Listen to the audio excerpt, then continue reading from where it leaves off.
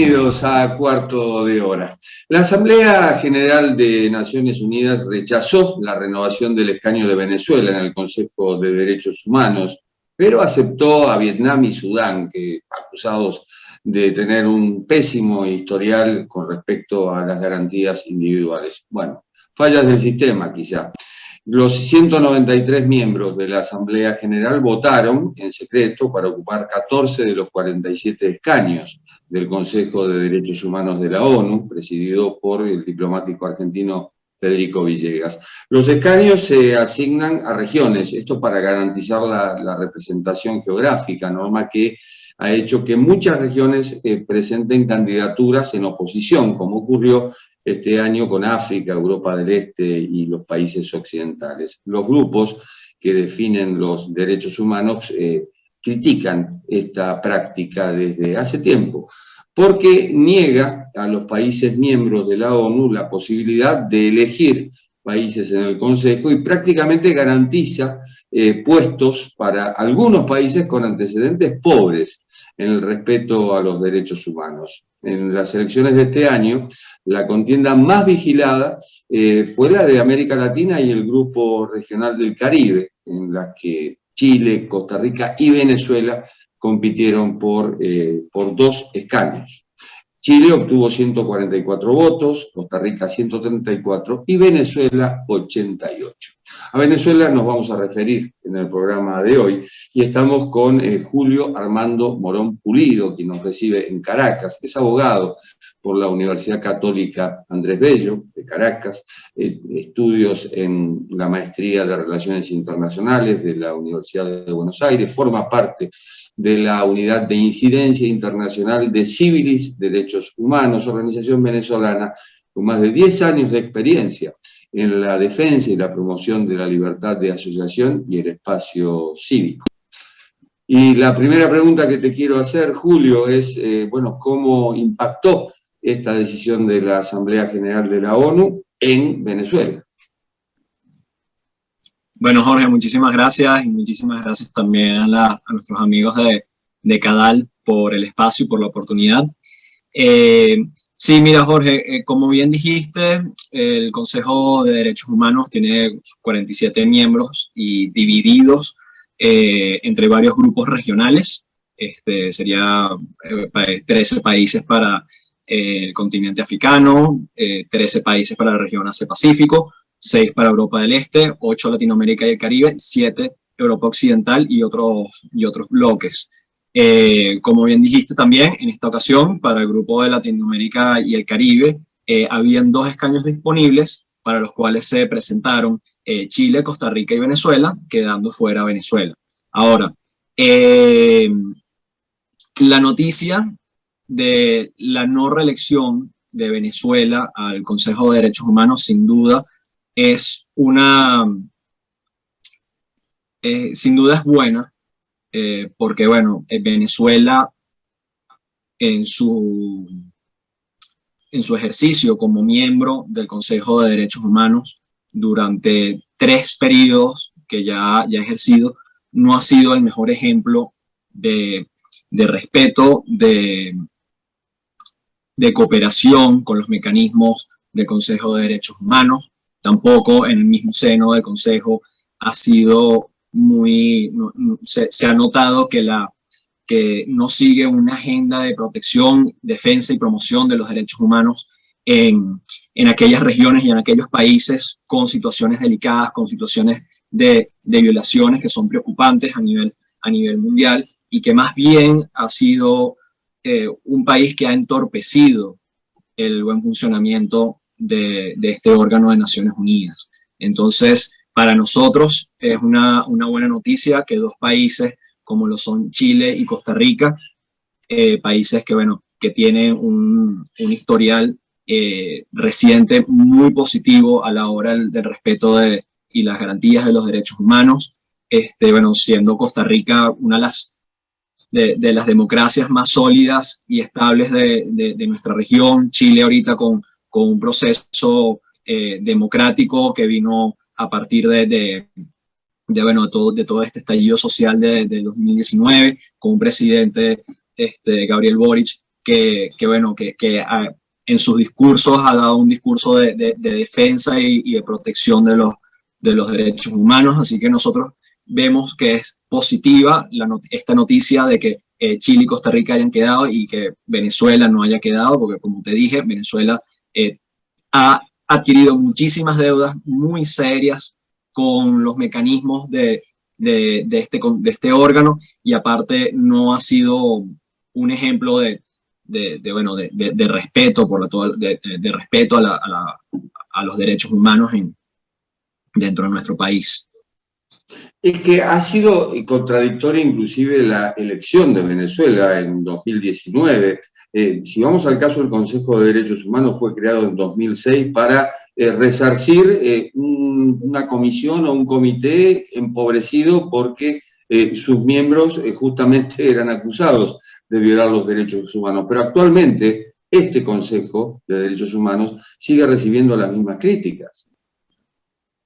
Sí, claro, justamente lo que pasó en la elección de 2019 en que Venezuela fue electa como miembro del Consejo, pasó que, bueno, que habían otra vez 2 vacantes disponibles. En ese caso se presentó en primer lugar Brasil y Venezuela, y luego Costa Rica, mucho después, se presentó para contrarrestar la candidatura de Venezuela. Lamentablemente, esta postulación de Costa Rica llegó muy tarde y no hubo el tiempo necesario para poder obtener los votos que se requerían. Entonces, bueno, se dio la elección y Venezuela terminó siendo electa como miembro del Consejo de Derechos Humanos.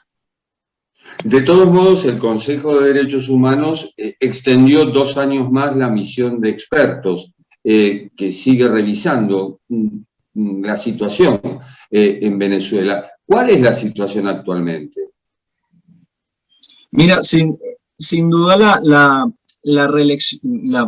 renovación del mandato de tanto la presencia de la oficina del Alto Comisionado para los Derechos Humanos de Naciones Unidas para los Derechos Humanos, como de la misión de determinación de hechos para Venezuela, que recién fue hace 2 semanas apenas, significó una gran derrota para el gobierno venezolano, porque, bueno, sobre todo con la renovación del mandato de la misión de determinación de hechos, significó un gran mensaje de parte de la comunidad internacional, porque la resolución obtuvo 19 votos a favor, 5 en contra apenas, incluido el voto de Venezuela, y 23 abstenciones, entre las cuales lamentamos que se encuentre la abstención de Argentina y de México. Sin duda fue un mensaje de muy alto volumen, porque, bueno, se reconocieron aquellas situaciones de violaciones de derechos humanos en Venezuela, y por lo tanto eso demostró que Venezuela tampoco era apta para acceder otra vez como miembro del Consejo de Derechos Humanos. Nosotros conectamos directamente la renovación de la misión de determinación de hechos con la no reelección de Venezuela. Y bueno, como el mundo ha podido ver, en el último informe de la misión de determinación de hechos, se presentaron 2 informes. Un primer informe que habló sobre los casos de tortura, y específicamente cómo funciona todo ese aparato represivo de tortura del SEBIN y del DGCIM, identificando cadenas de mando, identificando responsables. Ese informe ha sido muy importante a la hora de visibilizar todo el aparato represivo y de tortura que existe hoy en día en Venezuela.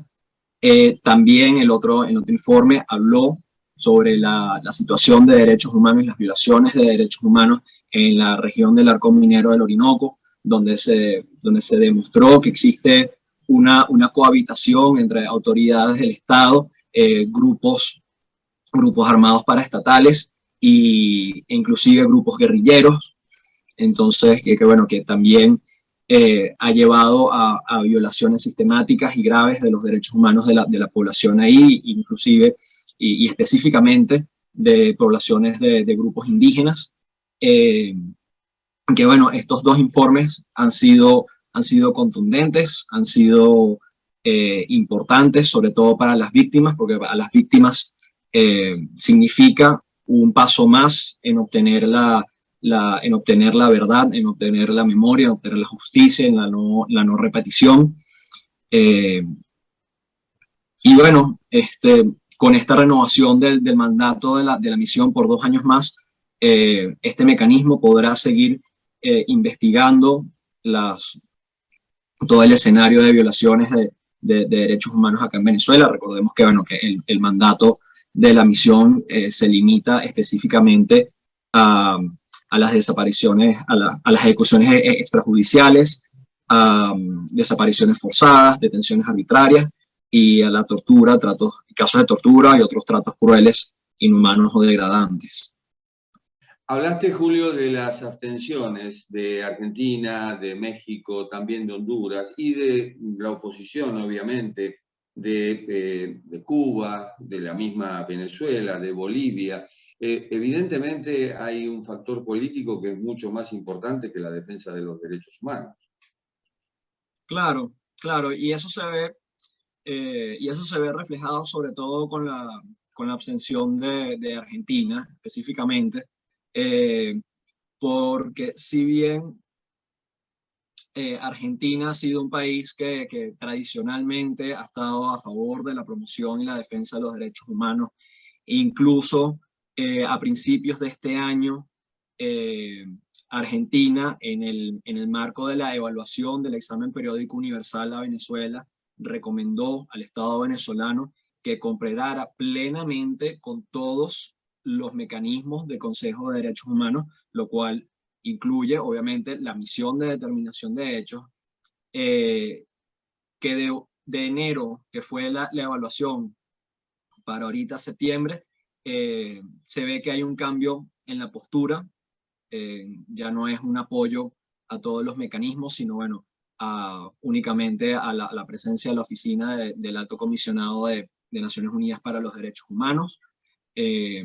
Las declaraciones tanto del representante argentino y más recientemente del embajador argentino en Venezuela, en una entrevista que dio, y bueno, y el representante argentino, me refiero al representante argentino ante el Consejo de Derechos Humanos, cuando explicó la abstención de Argentina, se pasó de un discurso de apoyo a todos los mecanismos del Consejo a decir que la misión de determinación de hechos no colaboraba con el diálogo, que bueno, que ellos veían suficiente la presencia de la oficina acá en Venezuela. Inclusive el embajador llegó a decir que los países que apoyaron la renovación de la misión son los mismos países que apoyaron a Juan Guaidó cuando fue proclamado como presidente interino de Venezuela.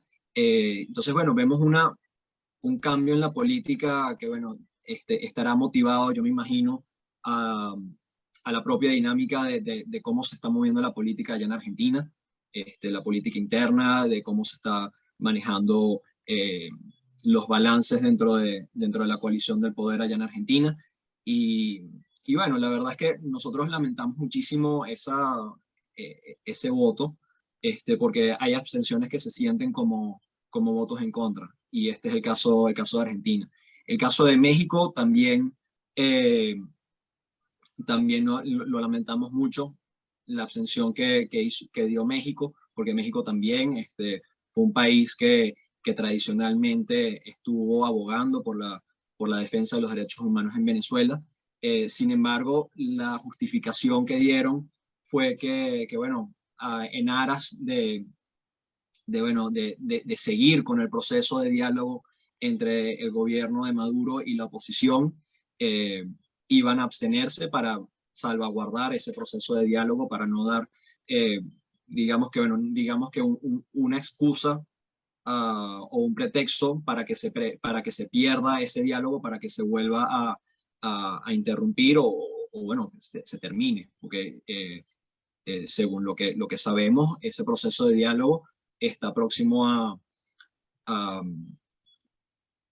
está próximo a reunirse, a volver a que el gobierno y la oposición vuelvan a sentarse. Entonces, bueno, México, para no sabotear o aunque no ellos den el pretexto de que se cancele, votaron en abstención.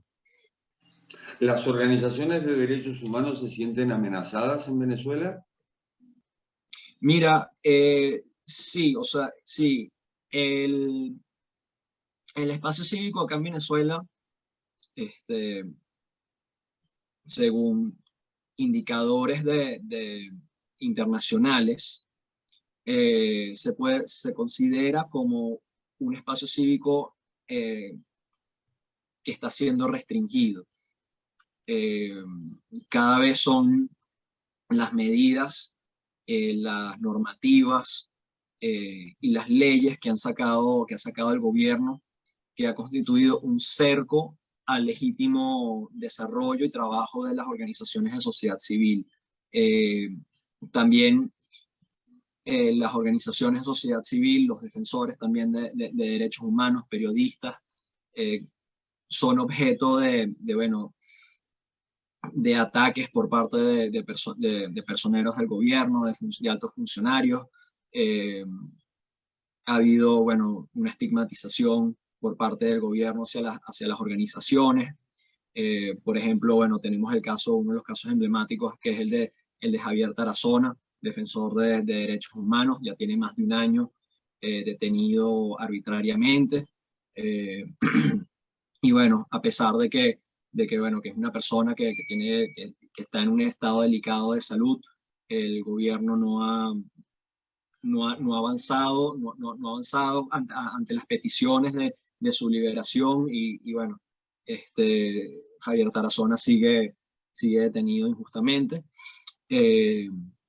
También los sindicatos acá en Venezuela han sido minimizados por el gobierno. Recientemente el gobierno detuvo a 8 líderes sindicales sin orden de aprehensión, son detenciones completamente arbitrarias.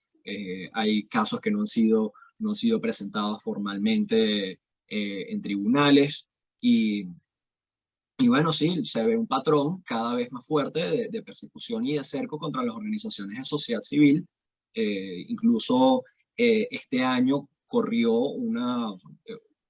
se manejó un proyecto de ley de cooperación internacional en donde bueno, el gobierno básicamente incautaba todos los fondos provenientes de la cooperación internacional hacia las organizaciones de sociedad civil.